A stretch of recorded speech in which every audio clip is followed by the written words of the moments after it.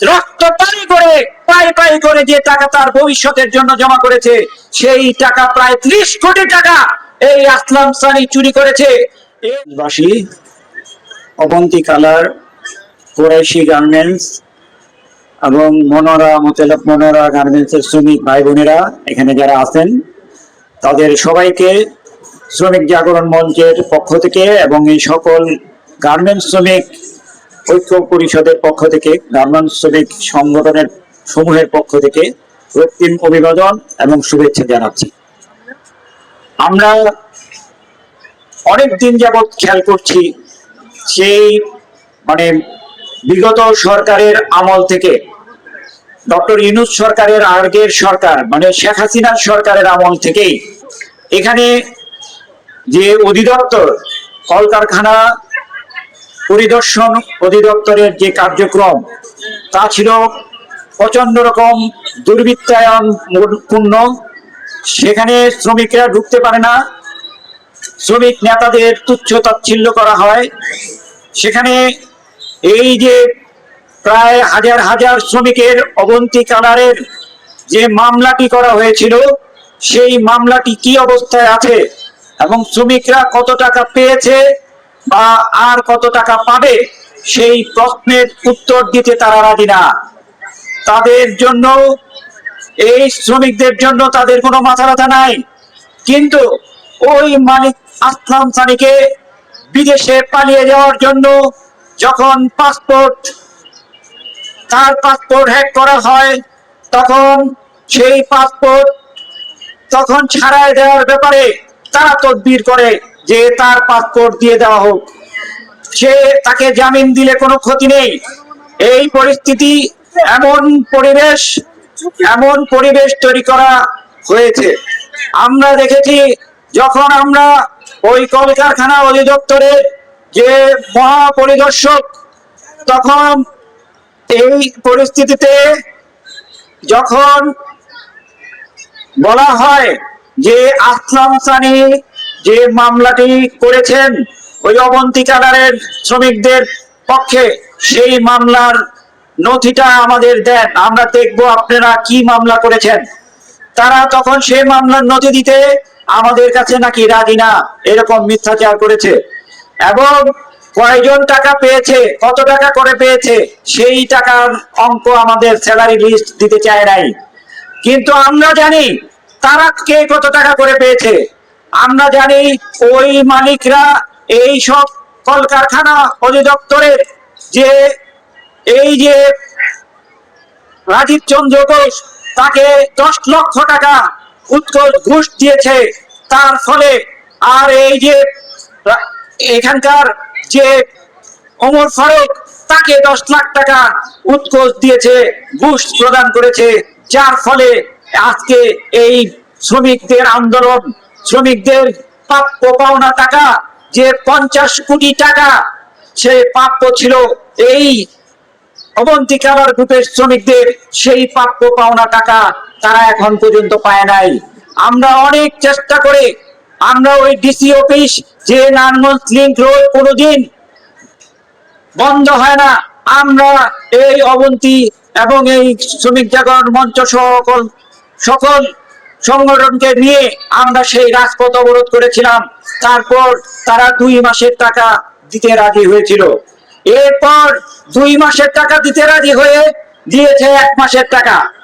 এখন পর্যন্ত অনেক শ্রমিক 5 মাস 6 মাসের টাকা বকেয়া বেতন পায়। তারপর আছে যে কেউ 10 বছর কাজ করেছে, কেউ 12 বছর কাজ করেছে, কেউ 20 বছর কাজ করেছে। এই যে তাদের সার্ভিস বেনিফিটের টাকা, রক্ত পানি করে পাই পাই করে যে টাকা তার ভবিষ্যতের জন্য জমা করেছে, সেই টাকা প্রায় 30 কোটি টাকা এই আসলাম সানি চুরি করেছে। আমাদের ডিসি, সেখানে মোহাম্মদ, যে প্রথম ডিসি ছিল মাহমুদুল হক, উনি বলেছিল ওই গুলশানে যে 3টা ফ্ল্যাট আছে, সেই 3টা ফ্ল্যাট বিক্রি করে শ্রমিকদের টাকা দিয়ে দেন। এখানকার সেনাবাহিনীর যে মেজর আয়াত ছিল, সে মেজর আয়াত বলেছে তার বাড়ির ইট বিক্রি করে হলেও, ওই ফ্যাক্টরির ইট বিক্রি করে হলেও এই শ্রমিকের টাকা দেওয়া হবে। কিন্তু সেনাবাহিনী সেই কথা রাখতে পারে নাই। বারবার তাদের ওই মালিকদের চক্রান্তে, ওই কলকারখানা পরিদর্শন অধিদপ্তরের চক্রান্তের ফাঁদে পড়ে গেছে।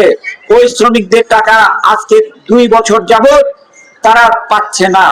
শ্রমিকরা অর্ধাহারে অনাহারে মৃত্যুবরণ করছে বিনা চিকিৎসায়। কিছুদিন আগে বকুল নামের একটি শ্রমিক, এই অবন্তী কালার ট্যাক্সের শ্রমিক, মৃত্যুবরণ করেছে বিনা চিকিৎসায়। তাহলে এভাবে কিন্তু একটা দেশ চলতে পারে না। আর নারায়ণগঞ্জ মনে হচ্ছে বাংলাদেশ, নারায়ণগঞ্জ যেদিকে যায় সমস্ত বাংলাদেশ সেদিক যায়, সেদিকেই এগিয়ে চলে।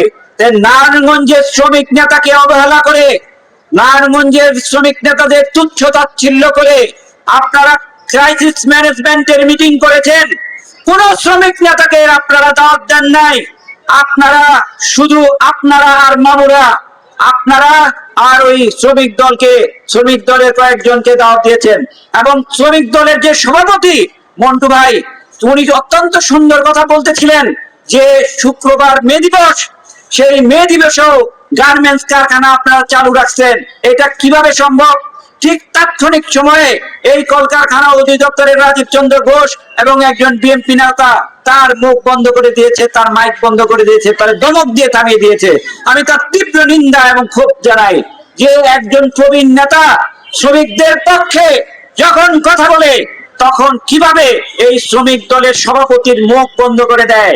এটা কি মগের মূলক?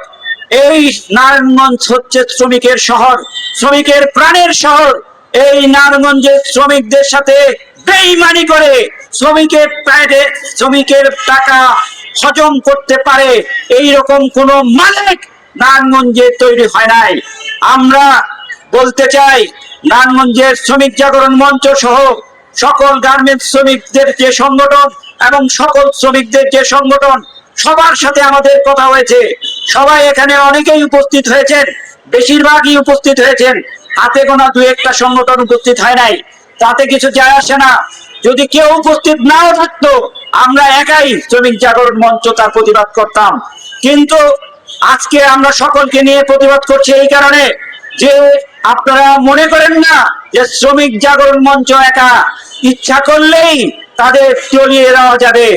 আমরা কখনোই পিছপা হব না, কোনো আন্দোলন থেকে সরে যাব না, বেইমানি করব না, আপোষ করব না। আমরা খনি, অবন্তী, কুরেশি এবং মোতালেব মনোয়ারা সহ ওই রাজ অ্যাপারেলস এবং যেসব গার্মেন্টস এর শ্রমিকরা প্রাপ্য পাওনাগুলো এখনো পায় নাই, অবিলম্বে ঈদের আগে তাদের সমস্ত টাকা পরিশোধ করার জন্য আমি জোর দাবি জানাচ্ছি।